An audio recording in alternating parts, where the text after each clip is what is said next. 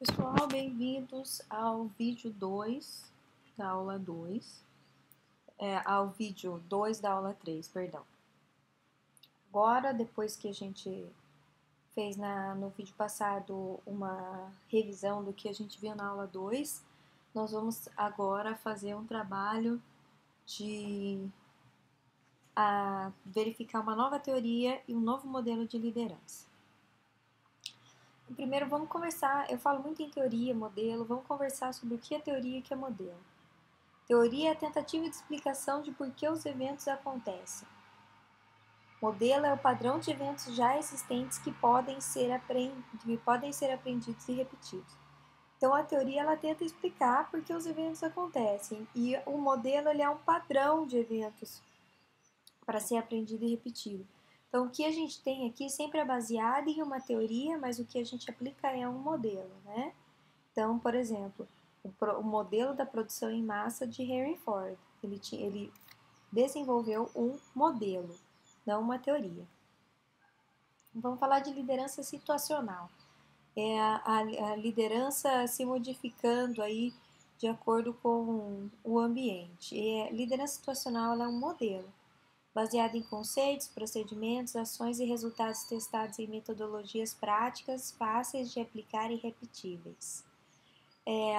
Ela precisa de habilidade diagnóstica e ela requer também constante questionamento. As características da liderança situacional são flexibilidade e habilidade para adaptar o próprio comportamento. E ela vem da teoria da ciência comportamental. O que ela é? Ela nada mais que é do que você diagnosticar o ambiente, diagnosticar as pessoas, o nível de preparação, tanto psicológico quanto técnico, e alterar o seu comportamento como líder perante as situações. Porque dependendo de como é a sua equipe, quem está lá, as pessoas precisam que você tenha chegadas diferentes, que eles sejam tratados de maneiras diferentes, porque às vezes ela tem o conhecimento técnico, mas não está pronta. Ou ela está pronta para assumir alguma coisa, alguma responsabilidade, mas ela não tem o conhecimento técnico, ou ela tem medo. Então, assim, isso acontece simultaneamente entre as várias pessoas de uma equipe.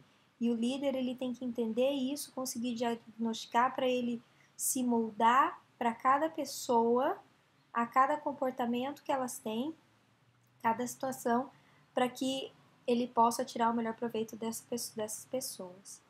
Então, liderança situacional baseada no relacionamento entre direcionamento que o líder proporciona, comportamento de tarefa, suporte social e emocional provido pelo líder, comportamento de relacionamento.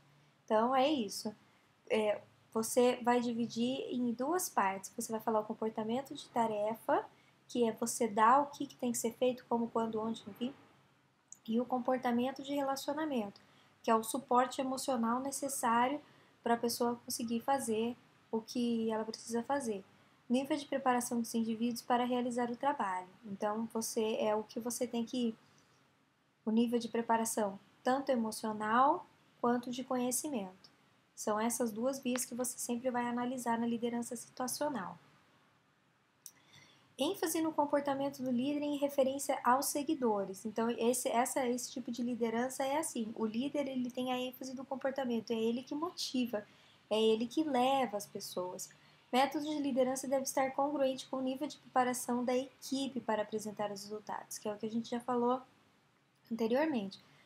O tipo da liderança que você vai adotar, ela tem que estar congruente com o nível de preparação das pessoas da equipe, tanto emocional quanto de conhecimento. E o líder ele vai ter que ir se adaptando e utilizando os diferentes métodos. Então, o que a gente falou? Comportamento tarefa, coordenação de deveres e responsabilidades dos indivíduos. O que fazer, como fazer, quando, onde, quem irá fazer. Comportamento de relacionamento, comunicação de duas vias ou de vias múltiplas, ouvir, facilitar, explicar o porquê e oferecer comportamento de apoio. Esse é o comportamento de relacionamento, que é tão importante quanto o comportamento de tarefa. Fatores primários que influenciam na efetividade do nível de influência de um líder, né? Então,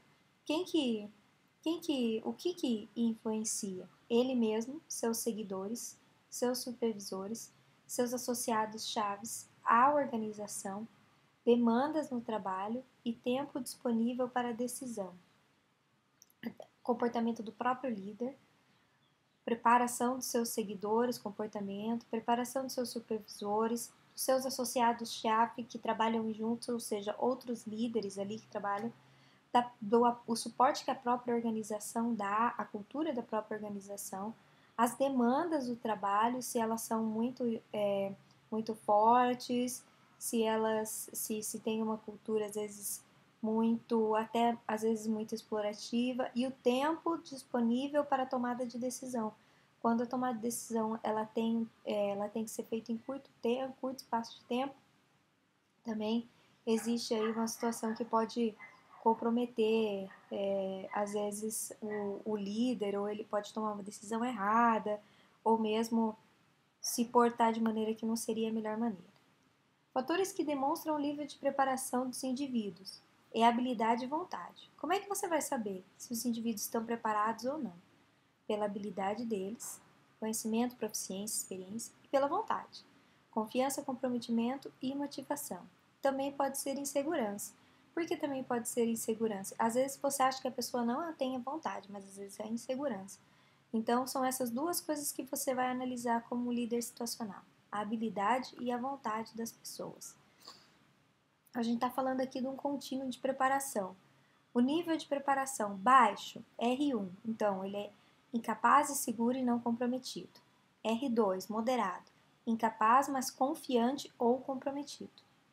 Moderado R3, capaz, mas inseguro ou não comprometido. E 4, capaz, confiante e comprometido. Então, vamos às características de cada um.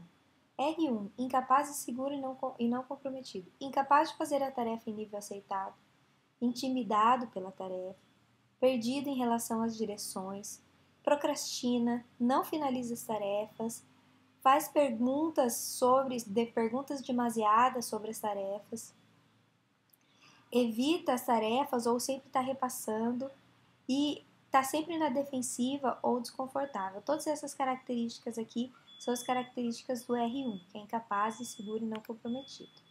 O R2, incapaz, mas confiante ou comprometido. Então, ele está ansioso ou excitado, ele é interessado, responsivo, demonstra habilidade moderada, receptivo a comentários, atento, entusiásticos e a nova tarefa, uma nova experiência. Então, ele só não tem o conhecimento técnico, a habilidade técnica, mas ele tem todas essas habilidades. Ele demonstra uma habilidade moderada, ele não demonstra a habilidade no nível necessário para efetivar totalmente o processo. Capaz, mas inseguro ou não comprometido. Quando ele já demonstrou que ele tem conhecimento e habilidade, parece hesitante em finalizar ou ir para o próximo passo, tem medo.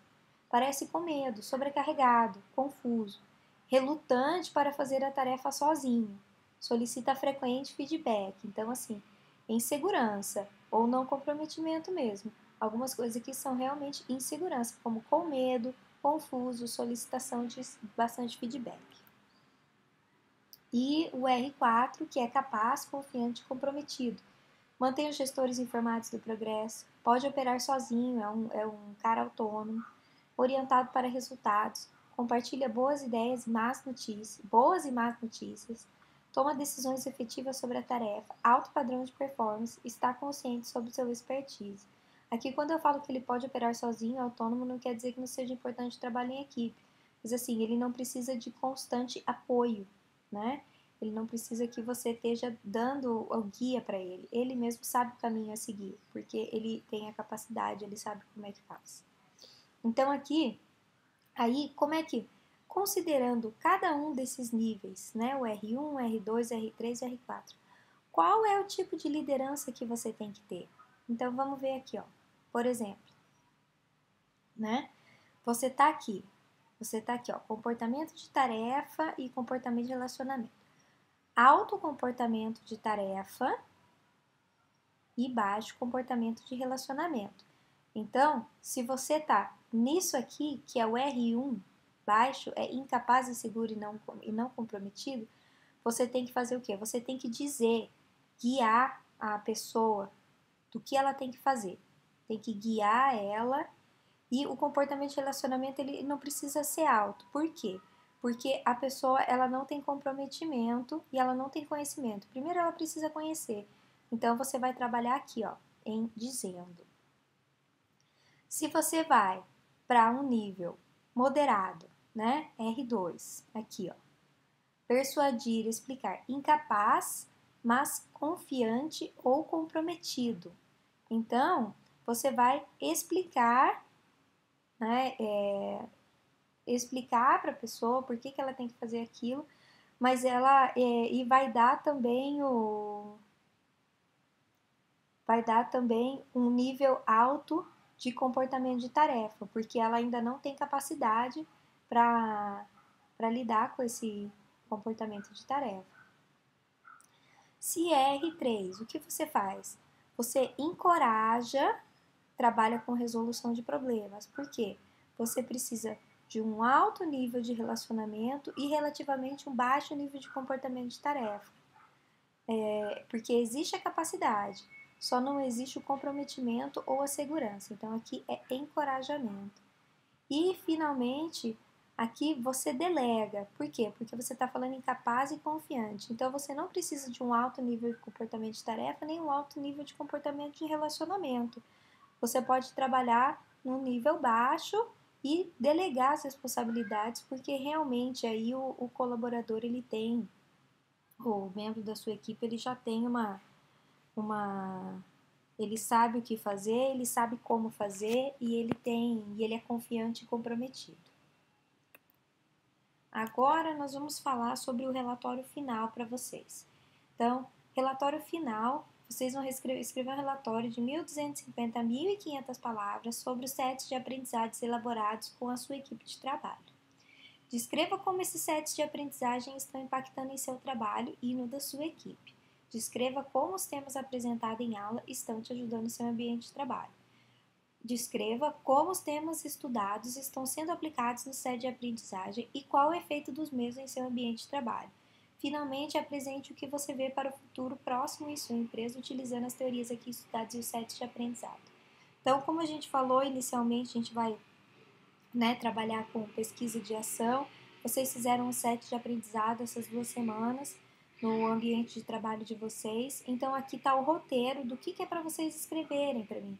Vocês vão escrever para mim basicamente como é que está sendo esse set de aprendizagem, se ele está tendo algum impacto na organização ou mesmo numa pequena equipe, na equipe que você está trabalhando, se existe algum impacto. As teorias dos modelos apresentados, eles foram apresentados no set de trabalho, no set de aprendizado? Como que foi a reação? O que já mudou? O que não mudou?